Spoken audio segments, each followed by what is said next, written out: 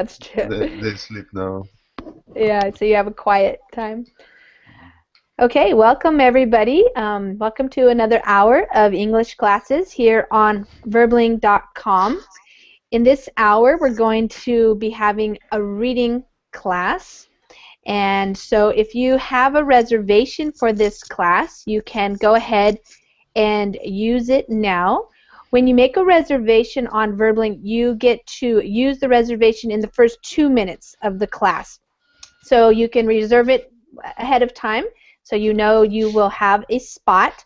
But if you can't make it, then you have 2 minutes to come and use it. But if you don't make it, then it just goes to the regular join class. So if other people show up, they can join as well.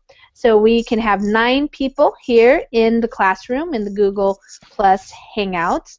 And I think Audrey is just finishing up her class right now, so maybe we will have some people joining us in a minute or two. Sometimes it can be difficult to end the class right on time, so sometimes we go over a minute or two because it's interesting. We want to give people a chance to finish talking or something like that. So hi there. I said hi to Gregory already. It's calling in from Russia. Alejandro, how are you?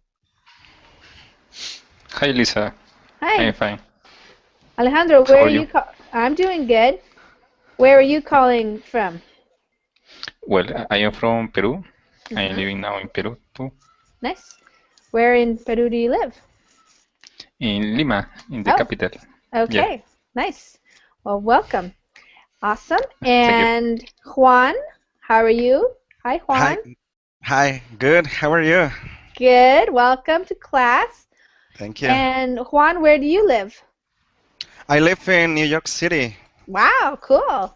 Yeah, New York City. How long have you been there? I have been here for 5 months. Wow. And what are you Bef doing there? Are you working or studying or well, now, visiting? well, now I live here. I'm working. I'm a Spanish teacher. Nice. Yeah, Uh-huh. so I'm here working That's great. teaching Spanish. Yeah. Yeah. Do you live in Manhattan or what area do Oh, you live in? no, Manhattan is very expensive. Yeah, I know. The Bronx, Brooklyn, No, Queens, I live in Brooklyn. In Brooklyn. Brooklyn. Yeah. Okay. Yeah. How do you like it? Oh, it's cool. A lot of people from all over the world, so Yeah. a lot of languages. It's Yeah. a very interesting city. It's different from other cities in the US. Yeah, it's amazing. Yeah. Yeah. Where are you teaching Spanish at? Like a school or It's what type of school? an online school for the army. Oh, interesting. Yeah, so I teach Spanish to the special forces and Ah, okay. Cool. yeah. Interesting. Yeah. I've never heard about that before. Um, and where are you from originally? Originally, I'm from Mexico. Okay. What Yeah, part? What part of Mexico? the state of Puebla. Puebla. Okay. Nice. Yeah. Okay. Well, welcome. Thank Awesome. you. And Kata, hi Kata, how are you today? Hi, everybody. I'm today a bit sleepy. I was slept and I wake up and so I join you at Wow. It's like 2 a.m. or something? 3. 3 a.m. Okay. Yes. Wow, you're following in Nihan and Yuki's footsteps. They have paved the way for early morning or late night verbling classes. Okay, welcome. Glad you're here. Thank you. And Miguel, hi there. Michael, you guys are Hi, up hi late. Lisa. Hi. How are you? Good, I'm doing good. Welcome. Well, And just saying hi to everybody before we start. And hi, Nihan, the Hi. snake, and Yuki. Hi, Yuki. And David's here too. Hi, David. Hi. Hello, Lisa. Okay, so I don't know if you guys know very much about Chinese New Year.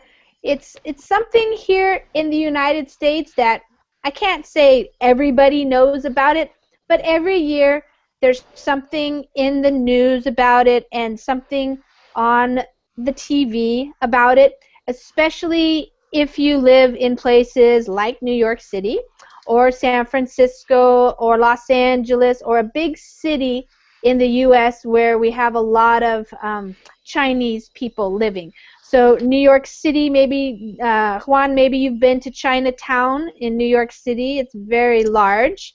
There's a large Chinatown in San Francisco as well.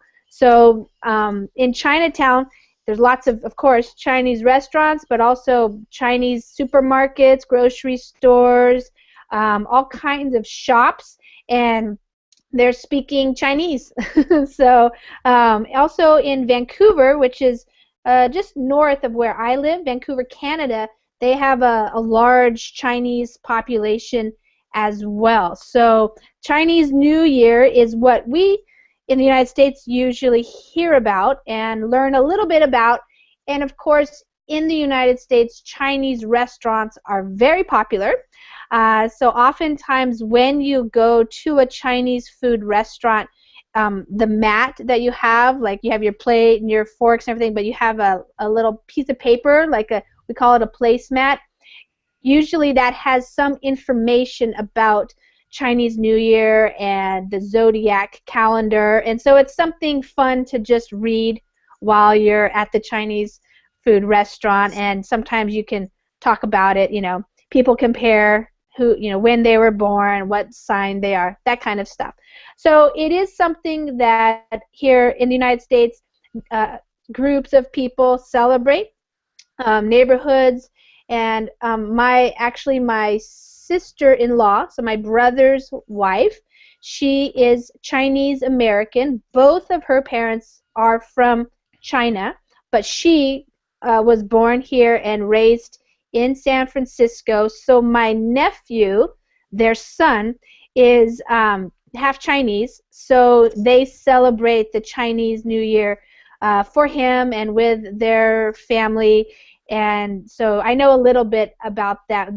The big thing is money. Chow, who is one of our Chinese students, is not with us in class right now, but he could probably tell us more. But I did talk to him, and he has already gotten some money. So he's happy about that. Okay, hi, Narelle, I just want to say hi. I noticed you came in. I'm just talking a little bit about the Chinese New Year.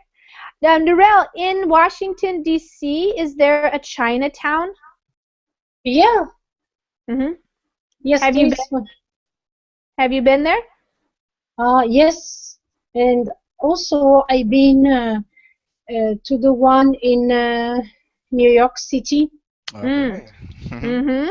Juan is living in New York City, in Brooklyn.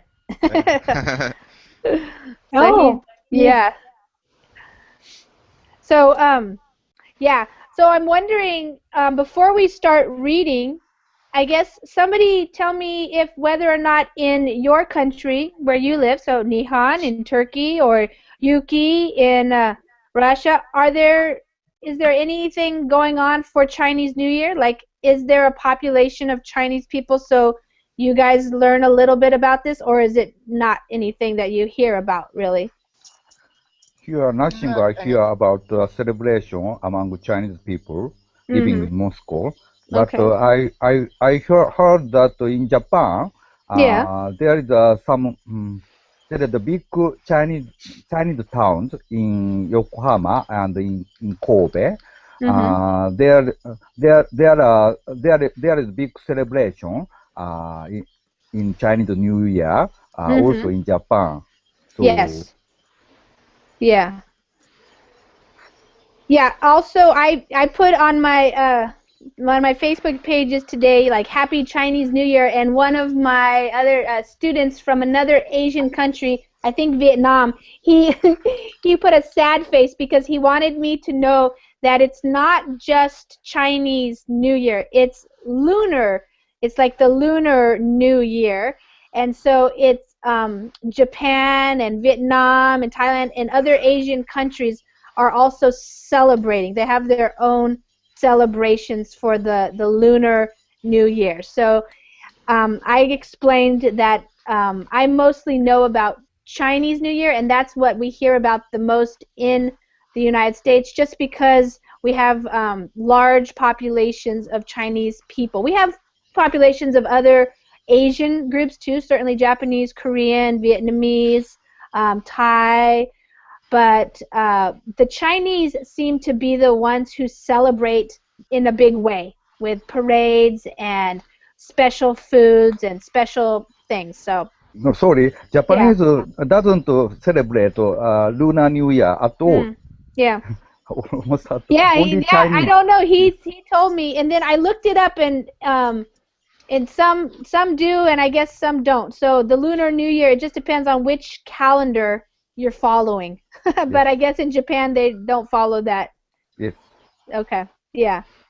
So, anyways, we don't have anybody from other places. Sometimes, you know, we have students from Vietnam or something could help us out, but so I don't know. Nihan, were you going to answer that question about is there a population of Chinese people in Turkey? No, I don't think so. Not really. No. Okay. Not really. Yeah. Juan, did you want to say something? Yeah, before I came to the U.S., I lived in Mexico City.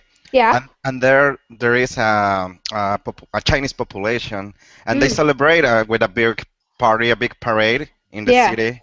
Oh, okay. Yeah, with So, dragons, I think. Exactly. Yeah, dragons. Yeah. Yeah. Yeah. Yeah. So if your country has a large population of Chinese people, then they're probably celebrating about now. Yeah. And it goes on for a couple of weeks, 2 weeks, I think. Okay. Yeah. And if we see Chow, we'll tell him Happy New Year. It is fun for him, you know, being Chinese in China. It is a very big celebration and fun for the kids, and you know, you do get the money and stuff. But we'll read a little bit about it here, and it's just it's another way to look at life in the world and the way that we think of time, you know, in terms of a calendar.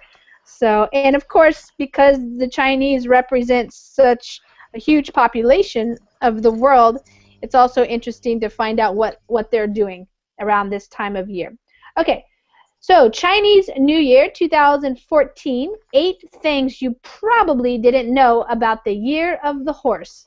As the Chinese say goodbye to the Year of the Snake, that was you, Nihan, we look at 8 things you really should know about the Year of the Horse.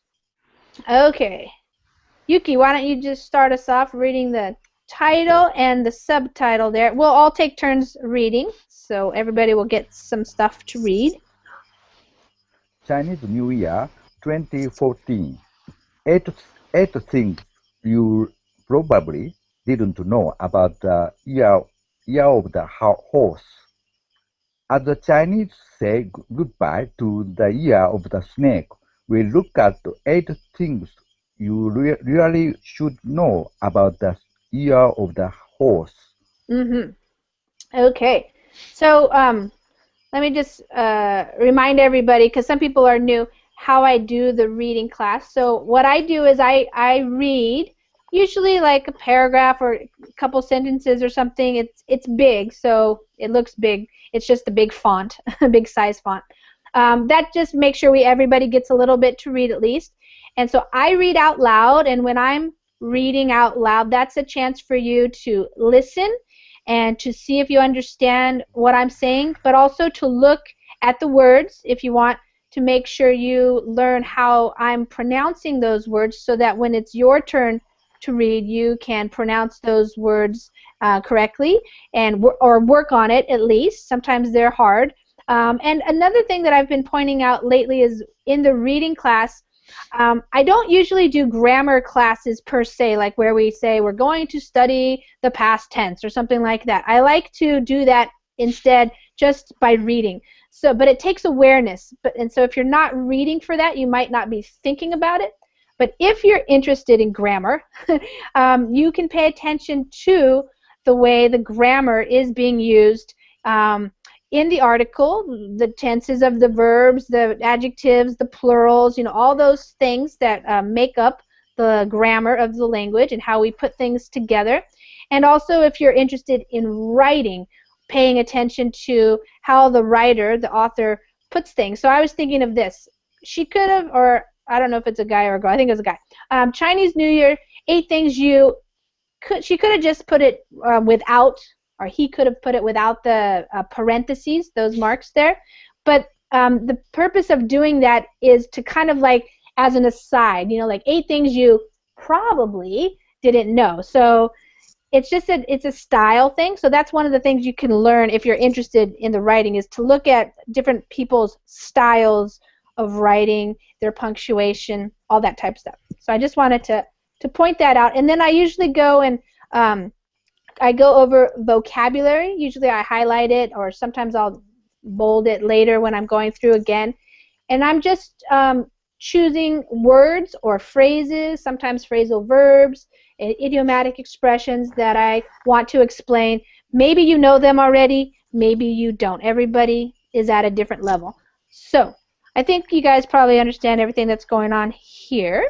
So the next paragraph says, the 15-day celebration of Chinese New Year starts on Friday with the first new moon of the calendar year. So this was written last week, and it was yesterday that it started. So January 31st is the Friday that they're talking about. The day marks the end of the year of the water snake and welcomes the start of the year of the wooden horse. To bring you luck this new year, we've listed 8, a lucky number in China, things you possibly didn't know about the year ahead. Okay, Narelle.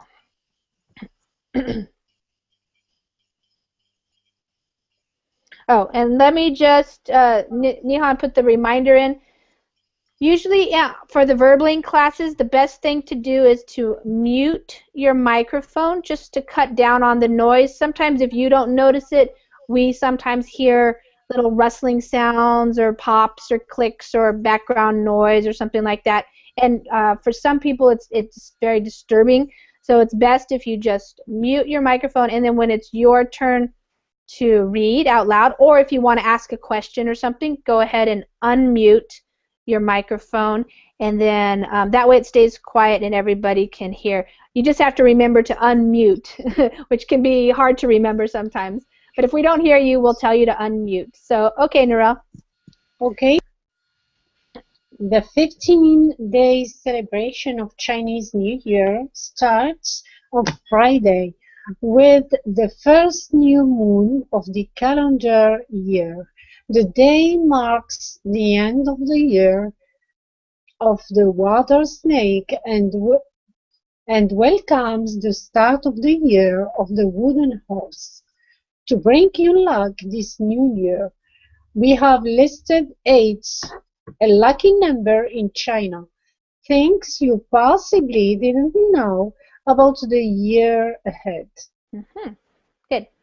So it's another thing I do when we're reading is I kind of summarize or paraphrase. And the reason why I'm doing this is to give you guys another way of hearing the same thing, and also giving you a model for how you can talk about things without trying to report exactly what it said. You just paraphrase or summarize. And this is really helpful, like when you're taking the TOEFL exam or something, to be able to just pick out the main points, so, and be able to talk about it. So yeah, so it's about a 2-week-long celebration, and it's the first new moon of the calendar year. So you guys probably know, like, there's new moons, half moons, full moons. It's the different phases of the moon, and it marks the end of. So to mark the end of means it's the time when something ends and then something new begins. It's marking that time period. And of course they're welcoming the start of the new year. And with the Chinese zodiac, every year has an animal related to it. So this year it's the horse, or the wooden horse. And they're all about like luck and trying to bring you luck. So when you go to Chinese food restaurants here, you get fortune cookies afterwards, and you have little fortunes in there. These are all about, you know, good luck. So the Chinese have a lot of things that they think are lucky, like the number 8. So they're going to list things here. Number 1 is the Chinese zodiac, or Sheng Zhao. I don't know how to say that.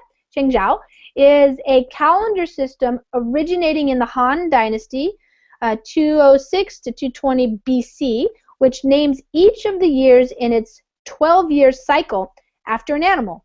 The rat, ox, tiger, rabbit, dragon, snake, horse, goat, monkey, rooster, dog, and pig, in that order. According to the system, the universe is made up of 5 elements: earth, water, fire, wood, and metal, which interact with the 12 animals, resulting in the specific character of the year ahead. Okay, Nihan. The Chinese zodiac, or Shan something, is a calendar system originating in the Han Dynasty, which names each of the years in its 12-year cycle after an animal: the rat, ox, tiger, rabbit, dragon, snake, horse, goat, monkey, rooster, duck, and pig, in that order. According to the system, the universe is made up of 5 elements: earth, water, fire, wood, and metal, which interact with the 12 animals, resulting in the specific character of the year ahead. All right, so that's the first thing they're trying to tell us. This is called the zodiac. So we also have the zodiac of the stars, where you guys probably know, like I'm Sagittarius, there's Capricorn, there's Cancer. You know, that's another way of looking at the stars and, you know, your birthday and all that kind of stuff, your personality. So this is the Chinese form of it. It originated, that means that's when it started or it began, in the Han Dynasty, so a long time ago, before Christ is what, or before common time. And it's a 12-year cycle. So every 12 years you're back at the same animal again. So it has all these different animals. And at the bottom I put a link. I'm going to share it with you guys in the chat. This, if you guys want to check this out, if we have time, we'll talk about, people can find what they are and read the description and see if you agree with it for your personality. So, and then also there's these other things that are interacting. So the 5 elements, so the earth, water, fire, wood, and metal are the things that make up the earth, the water, the elements, the pieces or the parts of the earth, and they interact. So they work with these 12 animals somehow, and that results in, so the result of that means that you have a specific character, so a detailed kind of character that's different. Each animal interacting with a certain element is a different character, like your personality or something. Okay, number 2, people born in the year of the horse are said to be a bit like horses: animated, active, and energetic. They love being in a crowd. They are quick to learn independence. Foals can walk minutes after birth. And they have a straightforward and positive attitude towards life. They are known for their communication skills and are exceedingly witty. Okay, number 2, Miguel.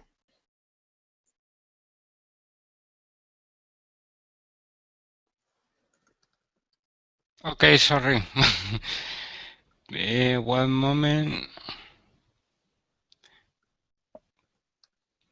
People born in the year of the horse are said to be a bit like horses: animated, active, and energetic. They love being in a crowd. They are quick to learn independence. Foals can walk minutes after birth, and they have a straightforward and positive attitude toward life. They are known for their communication skills and are exceedingly witty. This word is exceedingly. Exceedingly. Exactly. Good. Exceedingly. Okay. So that's what that's kind of what's fun about it. Whether or not you agree with the description, each animal has some personality or traits or descriptions. So if you're born in the year of the horse, so if this is the year you were born in. So it's every 12 years. So if you take 2004 and subtract 12 years, the last time it was the horse, I guess, would be 2012. I mean, 2. And so they're animated. An animated person is somebody who's very lively. So if you guys know Andrea, she's one of our students here.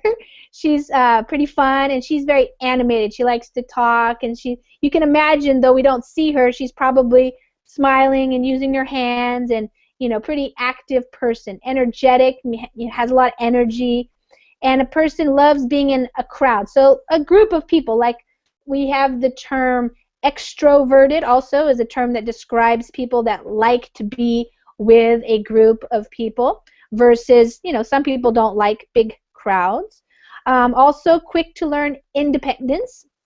So in terms of a grammar thing here, or a punctuation, you can use this M dash to kind of add information in the middle of a sentence. So foals are baby horses, and they can walk just almost as soon as they come out of their mom, they stumble around a little bit, and then pretty soon they're walking all by themselves. So that's a way of being independent. And they have a straightforward attitude. So a straightforward attitude is like you're not beating around the bush, you don't hem and haw, you don't go, I don't know if we should. You just say, yep, that's what I want to do. Let's do it. You're just very clear and straightforward. And this exceedingly witty. So the exceedingly is describing witty, how witty, and the how is very much. So exceedingly is like almost like over the top. It means very, but it's even stronger than very. So it's just another word to express something that's done to a large degree. So if you are a witty person, it means you like tell jokes, you're very fast to catch on to things, you have a quick wit. It's kind of, very smart person who can put things together and make comments that are kind of witty is a good witty. It just means like you're making connections and you're finding things, and they're very interesting. People who are witty can make people laugh because they put 2 and 2 together in a way that most people don't. So it's fun. Number 3, if you were born in the year of the horse, you should be looking for potential partners who were born in the years of the tiger, goat, or dog. Avoid those born in the year of the rat, ox, rabbit, or horse. You won't like them. This is dating advice, I guess. Okay, Kata. Number 3. Okay. There you go. Okay. If you were born in the year of the horse, you should be looking for potential partners who were born in the years of the tiger, goat, or dog. Avoid those born in the year of the rat, ox, rabbit, or horse. You won't like them. You won't like them, yeah. So your potential partner might be like the person you want to date, boyfriend or girlfriend or something. So when you're reading these mats at the Chinese restaurant, it always tells you who you will be a good match with. So here it's saying the same thing. So you might want to look for somebody who was born in these years and avoid, so that means don't go out with or get involved with other people who are in these other years. And the reason why is because you won't like them. Your personalities are maybe too different. You won't understand each other. And this is the interesting thing that if you're in the year of the horse, it says not to be with another horse. So I know I am a dog, and it says to be with, like, being with a dog is okay. So maybe these two horses would be too independent or something like that. I don't know. Number 4, if none of this rings true, don't worry. The animal signs of each year merely indicate how others see you or how you choose to present yourself. There are also animal signs for each month, known as inner animals, signs for each day, called true animals, and animals for each hour, or secret animals. That's something I didn't ever hear about, actually. Juan, number 4. If none of this rings true, don't worry. The animal signs of each year merely indicate how others see you or how you choose to present yourself. There are also animal signs for each month, known as inner animals, signs for each day, called true animals, and animals for each hour, or secret animals. So to ring true just means if it doesn't seem true to you. So if you're sitting here going, this doesn't sound right, don't worry about it. They're saying, of course, they are merely indicate. So that means they really only refer to or talk about how others see you, so what other people think of you, or if you choose to present yourself that way, so you act that way. It might be something that you want to see, you want other people to see you that way. So, and then I didn't know this, but I guess there are animal signs for like every year, every day, every minute, every hour, I guess. And these are inner animals, so they represent different parts of you. It says, as you know, human beings can be very complex. You can't just put yourself into one box. So that's kind of probably why there's so many different ones. Number 5, according to superstition, in your zodiac year, you will offend Tai Sui, the god of age, and will experience bad luck for the whole year. To avoid this, you should wear something red which has been given to you by someone else. In general, the lucky colors of Team Horse are, 2 R's there, green, red, and purple. The lucky numbers are 3, 4, and 9, and the lucky flowers are giant taro and jasmine. Okay, Gregory. Yes, please. According to superstition, in your zodiac year, you will often ties you the good of age, and will experience bad luck for the whole year. To avoid this, you should wear something red, which has been given to you by someone else. In general, the lucky colors of Team Horse are green, red, and purple. The lucky numbers are 3, 4, and 9, and the lucky flowers are giant taro and jasmine. Jasmine, yeah. So, according to superstition, so superstition is like the stories that we've heard from traditionally, like a long time ago. Things like, like here in the United States, one superstition is not to open up a umbrella in your house, for example. And so superstitions usually talk about your good luck and your bad luck. What is good luck and what brings bad luck? So what they're telling us here is that in this year, the year that you're born, if this is your year, you are going to have bad luck all year, but you can avoid it. So you can like not have this happen to you if you wear something red, but it has to be given to you by somebody else, someone else. But also you can work with your lucky colors. Team Horse just means like the people who are in the year of the horse, so that they're a team of people. And so there's 3 lucky colors. Maybe you want to wear those colors. I'm not sure exactly how the Chinese use these colors or the numbers. Maybe if you're playing the lottery or something, you'll want to choose those numbers. Yeah. Oh, it's Chow here? Yay, Yes. Chow, our expert. Okay, good. And then some lucky flowers. So Chow, what is all this stuff about the lucky, good luck, bad luck? What do you do with the colors that are lucky or the numbers that are supposed to be lucky for you? Like, do you wear the colors or do you use the color numbers? Yeah, just generally speaking. Mm-hmm. For the color, the red color is lucky, and the black and the white is not lucky at all. Oh, okay. And for the number, the 6 and 8 is lucky number, but for the 4 and 4 is not a good one. Okay. And it says if in the year of the horse, these other ones are lucky for this particular year. Really? Yeah. I don't know.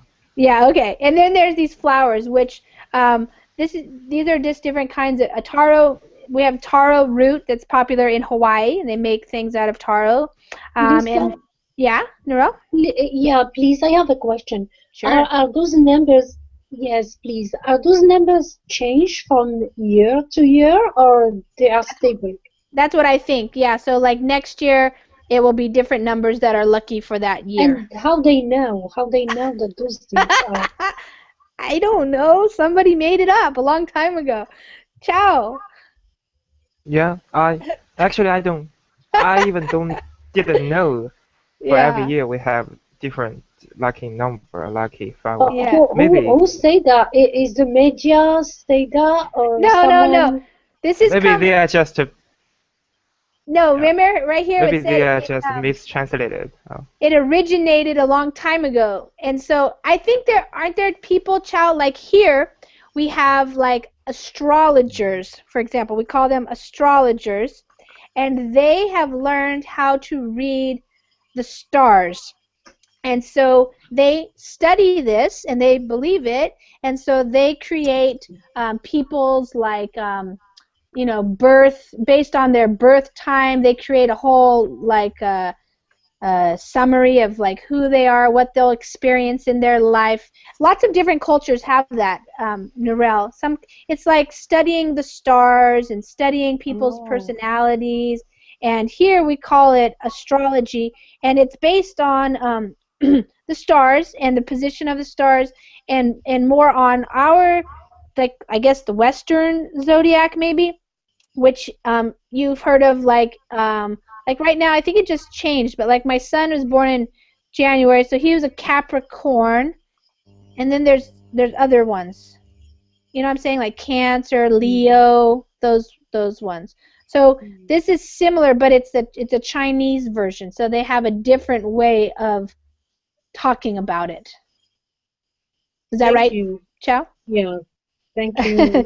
Yes, of course, this has been for a very long time ago, so like who knows what's true and what's not true. I mean, a lot of people have different belief systems nowadays than they did, 3,000 or more years ago, so, or 1,000, 1,500, 20, what are we, 2,000, so 2,000 something years ago. So people have changed.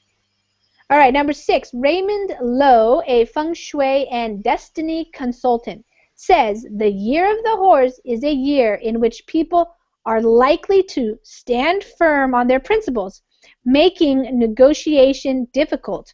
For example, 2002, the last year of the horse, was the year of Roy Keane and Mick McCarthy's legendary World Cup bust-up, and 1990 was the year of the poll tax riots.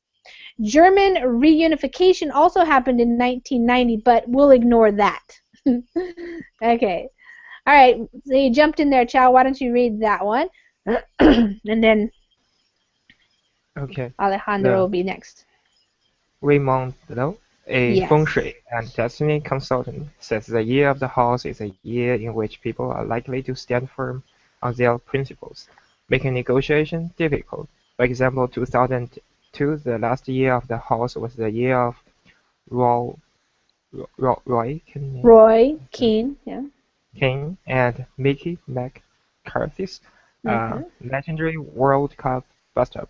And 1990 was the year of the poll tax riots. German reunification also happened in 1990, but we'll ignore that. Yeah. So, this article is just talking about some things we might not know. So this guy, Raymond Lowe, if you click on him, you'll probably go to his website.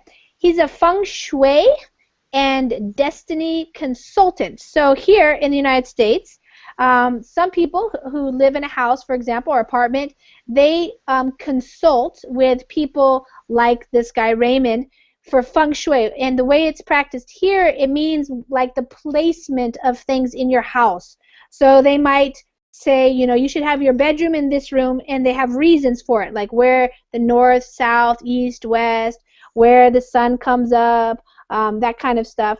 They also, you might, like, where's the best place to put your desk in the office, you know, and maybe you need to have flowers over here. So feng shui is that practice, and people believe in it, and they see a difference in their life when they pay attention to the feng shui of something. So here in the United States, if you hear somebody say, oh, that house, it has such bad feng shui, it just means that it's not really you know, set up very nice, and the energy is really bad. So people believe in that. And then, of course, your destiny. So he might read your astrological chart or your zodiac and tell you what's going to happen in your life, what your destiny is. So that's those two words. To stand firm on their principles. To stand firm means you stick to what you're going to do. So if you have a principle of like being on time, or you know, whatever is valuable to you, your values, these are your principles, what you believe in, and you stick to them. You don't change your mind and you know, decide to do something differently. You stand firm. Firm means like strong, and you're not going to be pushed over, which makes negotiations difficult. So if you're trying to compromise or negotiate with another person or a group of people, it could be difficult if you are standing firm. And so he gives an example. So there were two examples in the Year of the Horse the last time, where these two guys, I don't know who they are, but probably soccer players, they had a breakup. A bust-up is a British term. This is from a British newspaper. A breakup, so they parted ways. And then, of course, in 1990, poll tax riots. People in Britain were rioting against or protesting a tax on the polls. And then he says in one sentence here, German reunification, so when East Germany and West Germany got back together as one country, that happened. He says, but we'll ignore that because that doesn't fit with the idea of not having good negotiations. But number 7 says, if you were born in the Year of the Horse, you're in good company. Fellow members of the Horse Club include Genghis Khan, Mongol ruler, Franklin D. Roosevelt, the 32nd President of the U.S., Louis Pasteur, a 19th century scientist, Neil Armstrong, the first man on the moon, the American singer Aretha Franklin, and the model Cindy Crawford. Okay, Cindy Crawford. Alejandro, you can read that. Number 7. Yeah. Yes. If you were born in the Year of the Horse, you are in good company. Fellow members of the Horse Club include Genghis Khan, Mongol ruler, Franklin D. Roosevelt, the 32nd President of the U.S., Louis Pasteur, a 19th century scientist, Neil Armstrong, the first man on the moon, the American singer Aretha Franklin, and the model Cindy Crawford.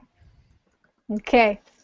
So these are just some people. He says you are in good company. It just means that you are part of a group of people who did good things. I don't know about Genghis Khan. I thought that wasn't good, but these other ones have had some important. They've all had some important place in history. So that's just. This is what people do all the time here in the United States as well. You know, on your birthday, you can find who else has your birthday, like movie stars and presidents and writers and things like that. Number 8, years of the wooden horse are associated with warfare. The Battle of Dien Bien Phu, which ended with the defeat of France by the Vietnamese, happened in 1954, and 1894 saw the start of the First Sino-Japanese War. With such serious conflicts on historical record in the previous 2 Yang Wood horse years, I cannot rule out the possibility of war and fierce battle in 2014, predicts Low. Gung Hoi Fat Choi. Happy Chinese New Year. Okay, Yuki, you get to read the last one.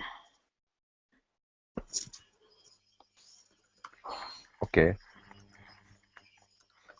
Year of the wooden horse associated with warfare. The Battle of Dien Bien Phu, which ended with the defeat of France by the Vietnamese, happened in 1954 and 1894. So the start of the First Sino-Japanese War. With such serious conflict on historical years, I cannot rule out the possibility of war and fierce battle in 2014.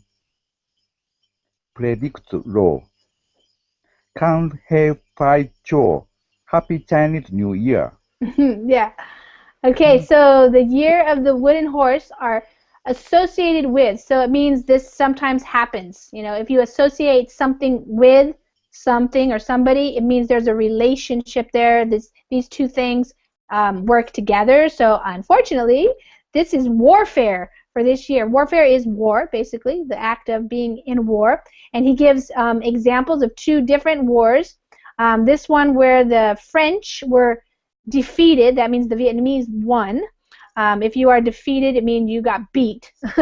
You can use defeated for war, but also for sports games and things too. Let's see, on historical record, the previous two Yang wood horse years. Okay, so you cannot rule out the possibility of. If you can't rule out something, it means you can't say for sure that it won't happen. So this guy, Lo, is saying, he's predicting that because of this, you know, there might be war and fierce battling around the world, obviously, in this year. And Chow, how do we say Gung Hoi Fat Choi? How do you say it in Chinese? Kung Fei Fat Choi. Is that what you say? What does that? No, not at Well, all. that's what it says, Gung Hoi. But I heard it means Happy Chinese New Year. So let's get rid of that. How do you say? Because here, when we hear Chinese people say it, we hear it more like Gung Hoi Fat Choi. Gung Hoi Fat Choi. No, I don't. How do you say Happy Chinese New Year? I know why do they say that? Because okay. that doesn't mean Happy Chinese New Year. Oh, that what means does that mean? I wish you have a good fortune in the okay. next year. That's what they say. Yeah. Okay. Yeah. Gung Hoi Fat Choi. Yeah. 恭喜发财. Yeah. Say it again. 恭喜发财. That means I wish you a good fortune in the next year. 恭喜发财. Okay. All right. Well, there you go. Yeah, to say Happy Chinese New Year means is 春节快乐. Oh yeah, 春节快乐. Okay. Yeah. Okay. All right. So did you guys figure out what your signs are yet? You can go to. I'm gonna look here. So. Lisa, I am Libra. But you're what? I didn't know. Libra. Libra. Yeah, Libra. Yeah. Well, I don't know anything about the Libra for this year, but in terms of the Chinese, what year were you born, Narelle? October. No, what year? Oh, 75. 1975. Okay, so we look over here on this one. Let me make it bigger. Let's see, 1975 is your rabbit. You were born in the year of the rabbit. Okay, does that fit you? It says you are the kind of person that people like to be around. Affectionate, obliging, always pleasant. You have a tendency, though, to get too sentimental and seem superficial. Being cautious and conservative, you are successful in business, but would also make a good lawyer, diplomat, or actor. Does that fit you? Yeah. Yeah. Except for the job, I am a pharmacist. I am not a lawyer. Well, maybe that's kind of close. Yeah, this one is but I can easier be an actor. I can be an actor. Yeah, well, I heard you being Hillary Clinton the other day. That was convincing. Okay, Chow, which one are you? What's your year? Rooster. Rooster? Yeah. Okay. 1993. 1993. All right, you're a hard worker. Yes. Hard worker, shrewd. Oh, shrewd. You guys know what shrewd means? Shrewd means like a good businessman. You can make good deals with people. You're like, you don't get pushed over by people. You're a shrewd businessman, they say. Definite in decision making, often speaking his mind. Because of this, you tend to seem boastful to others. You are a dreamer, flashy dresser, and extravagant to an extreme. Born under this sign, you should be happy as a restaurant owner, publicist, soldier, or world traveler. What do you think? Anyway, I don't believe that. None of it? No, I don't believe that. There are so many people that live born in a year, especially my classmates. So that can be. If you imagine that all my classmates are the same, will have the same. Yeah, that doesn't make any sense at all.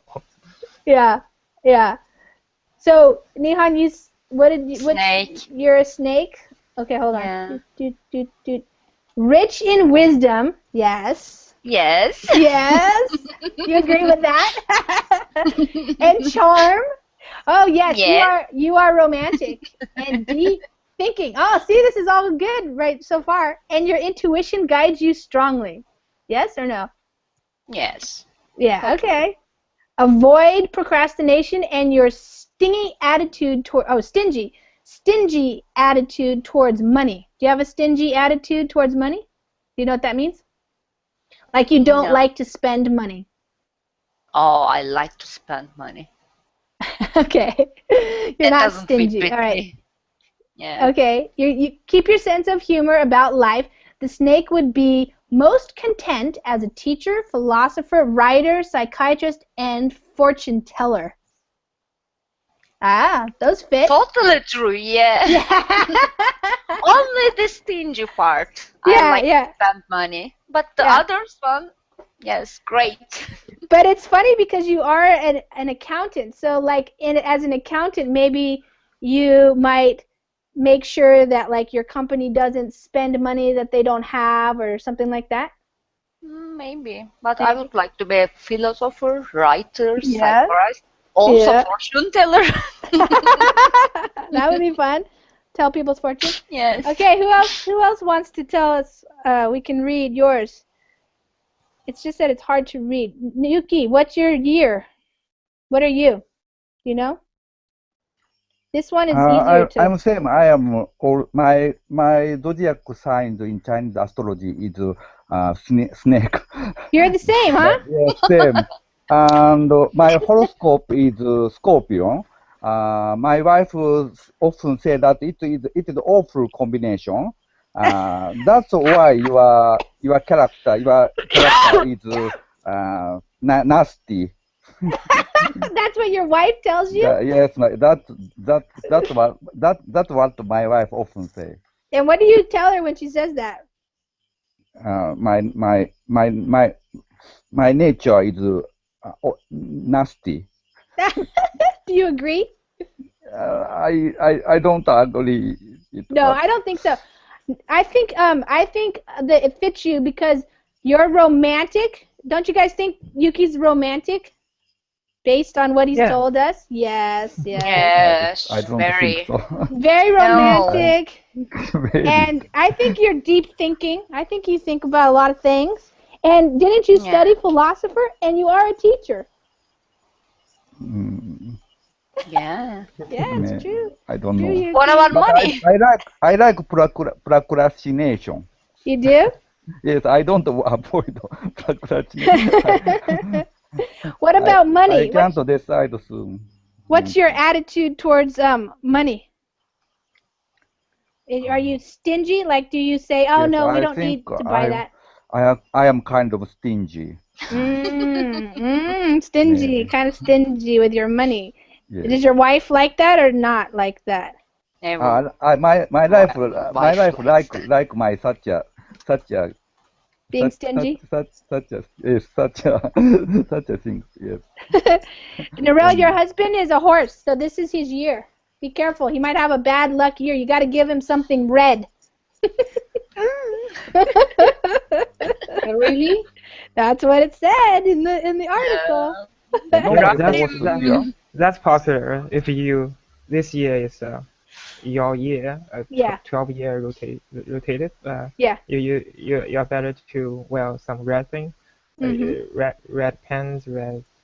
I don't know. Oh, really? Oh, okay. Yeah. This year is his year, but he need to wear red. Yeah, go get him like a red shirt or Target or something like that. A red suit. Tomorrow he will get a red suit. And he will lose all of his chance to the women. He doesn't have to look like Santa Claus, you know. A shirt will be good. Just a shirt. Yeah, underwear good. Okay, Juan, what is your year? What year were you born in? I was born in 1981. 1981. Oh, you're a rooster too. Yeah, I'm a rooster too. Yeah, that's okay. Right. Did you think that fit you? Hardworking? Shrewd? Hard work. Yeah, probably. Yeah? Yeah. Are you a flashy dresser? A what? A flashy dresser. For the rooster, it says flashy dresser, which means like you like to wear nice clothes. Oh, no. No, I don't like to wear nice clothes. No. No. Easygoing. Easygoing. Casual, yeah. Casual, yeah. It's interesting because it says under your sign, this sign, you could be a soldier, but you're not a soldier, are you? You're just working. I'm not a soldier, no. You work with them, though. I work, but yes, but I am not. Yeah, okay. Okay, Alejandro, what year were you born in? Well, I was born in 1985. 1985, so that is up here. Let me see which one that is. That's the buffalo. Let's see. The buffalo sounds good. Buffalo. Yeah, buffalo. You're a born leader. You inspire confidence from all around you. You are conservative, methodical, and good with your hands. Guard against being chauvinistic and always demanding your own way. The buffalo would be successful as a skilled surgeon, a general, or a hairdresser. What do you think, Alejandro? Do any of those things fit you? Well, some of them, I think yes, but chauvinistic, what do you mean? Chauvinistic means like thinking you're always better than everybody else. Like if you think you are better than other people, like sometimes we talk about male chauvinism, that's when men think they're better than women. But if you're just a chauvinist in general, you think you are better than other people. So you have to be careful not to go there. Or you have to be careful not to demand having your own way all the time. Like I have to have it my way or the highway. Yeah. Well, I think the men and women can make the same things, no? Exactly. Yes, they can. Yeah. Kato, what year were you born? I'm the same. Buffalo? Yes. Oh. And it isn't true for me. Not true for you. Okay. No. Well, Chow told us to forget about it anyway. It's not true. It's just for fun. Okay, Miguel, how about you? What year were you born in? Miguel, are you there? And Gregory, what? Sorry, snake. Snake, you're the snake too. Okay. The same Yuki. Yeah, same as there Yuki are many snakes. and Nihan. Ah, okay. So we have 3 snakes in the class. You guys are very wise. Thank you for coming to the class and being so wise. Okay, Gregory, what is your year? 58. 58? Okay, let me find that. 64, 52, 54. Oh, you're a dog. That's what I am too. So mine was Nice to meet you. 1970. Yeah, we're the dogs. Yeah, go dogs. Okay, the dog will never let you down. Born under this sign, you are honest and faithful to those you love. You are plagued by constant worry. A sharp tongue and a tendency to be a fault finder, however. You would make an excellent businessman, activist, teacher, or a secret agent. Bullshit. Bullshit. Nothing about me. Nothing. I'm a teacher, and I have a business, so some of those things are right. And yeah, okay. I'm always suspect that you're a secret agent, Lisa. Ah, I wish. That would be fun. I don't think I would be very good at it, though, because I'm not very good at, like, lying. Who knows? Who knows? Maybe if I had the proper training. Maybe. If I went to the CIA or something and they taught me how to be tough, you know, then I could do it. Okay, guys, yeah. I should end the class. It's only 1 minute after. There are other classes going to happen now. I'm not sure. I think Audrey's back. So I just picked this one up. I wasn't planning on teaching today, so it was empty. So I wanted to see you guys, so I'm glad you came, and we had some fun, and so thanks for coming. Thank you, Lisa. Lisa, please read on the Verbling chat. Okay. Okay. give some red. You might as well. You know, it's like just in case. Thank you. Bye. Thank Okay. you. Thank you, Lisa. Bye. Bye, guys. I'm a little bit sleepy. I was slept and I wake up and so I join you. Wow. It's like 2 a.m. or something? 3 a.m. Okay. Yes. Wow, you're following in Nihon and Yuki's footsteps. They have paved the way for early morning or late night Verbling classes. Okay, welcome. Glad you're here. Thank you. And Miguel, hi there. Michael? You guys are up late. Hi, Lisa. Hi. How are you? Good, I'm doing good. Welcome. Well, And just saying hi to everybody before we start. And hi, Nihon. Hi. The snake. And Yuki. Hi, Yuki. And David's here too. Hi, David. Hi. Okay, so I don't know if you guys know very much about Chinese New Year. That's great. I teach in Spanish, yeah. Yeah. Do you live in Manhattan, or what area do you live in? No, Manhattan is very expensive. Yeah, I know. The Bronx, Brooklyn, Queens. No, I live in Brooklyn. Brooklyn. Yeah. Okay. Yeah. How do you like it? Oh, it's cool. A lot of people from all over the world. So Yeah. a lot of languages. It's a very interesting city. It's different from other cities in the U.S. Yeah, it's amazing. Yeah. Yeah. Where are you teaching Spanish at? Like a school or It's what type of school? It's an online school for the army. Oh, interesting. Yeah, so I teach Spanish to the special forces. And Ah, okay. yeah, Interesting. yeah. I've never heard about that before. And where are you from originally? Originally, I'm from Mexico. Okay. Yeah. What part of Mexico? The state of Puebla. Puebla. Okay. Nice. Yeah. Okay. Well, welcome. Awesome. Thank you. And Kata, hi Kata, how are you today? Hi, everybody.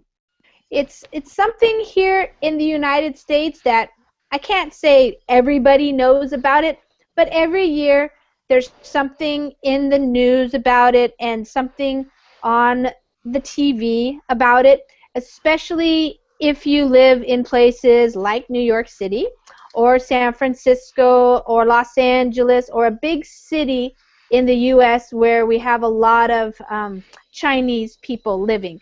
So New York City, maybe, Juan, maybe you've been to Chinatown in New York City. It's very large.